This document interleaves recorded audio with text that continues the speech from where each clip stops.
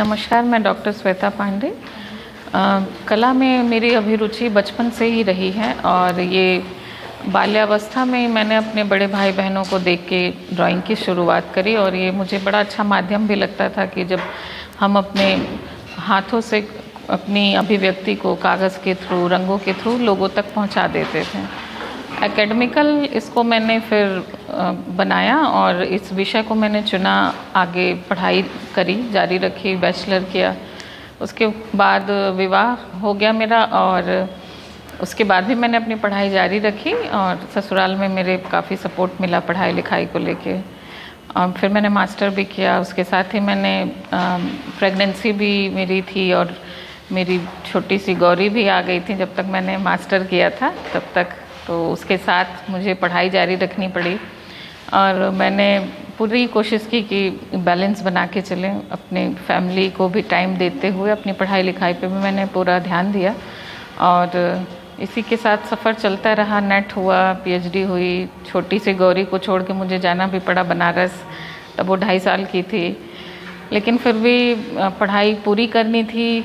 उसका भी सपोर्ट था, घर वालों ने केयर किया बच्चे का, तो फिर हम बनारस में रह के अपनी पीएचडी भी पूरी कर सकें।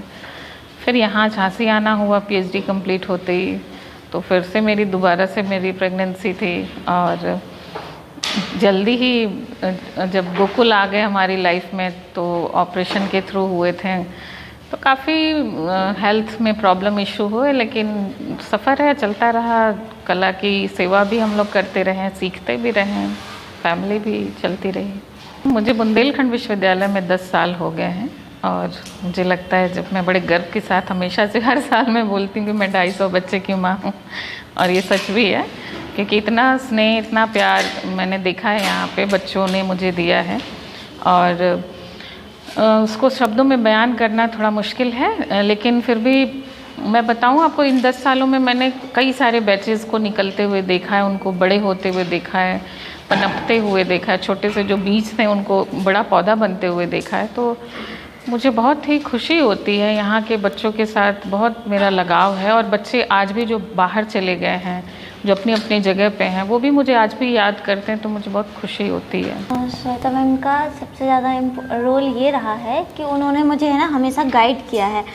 जहाँ मैं गलत रही हूँ, मैंने पेंटिंग्स दिखाई हैं, पेंटिंग्स को लेकर उन्होंने लाइफ में भी हर तरह से सपोर्ट किया है। और जब भी कोई काम जैसे मैं गलत करती हूँ तो हमेशा वो सपोर्ट करती हैं कि ये ऐसे नहीं, ऐसे होगा, हर तरीके से बताती हैं।